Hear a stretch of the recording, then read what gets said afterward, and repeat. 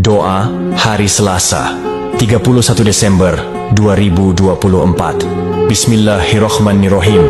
Ya Allah, di hari Selasa, di akhir bulan Desember, di penghujung tahun 2024, jadikanlah akhir tahun ini sebagai penutup yang penuh keberkahan dan rahmat darimu. Ya Rob, bimbing kami menuju tahun yang lebih baik, dan karuniakanlah kami kekuatan untuk terus istiqomah di jalanmu. Ya Rahman, limpahkan kasih sayangmu kepada kami di akhir tahun ini, dan bukakan pintu-pintu rezeki yang berlimpah, serta keberkahan bagi kami di tahun yang akan datang. Jauhkan kami dari segala keburukan yang telah lalu dan yang akan datang.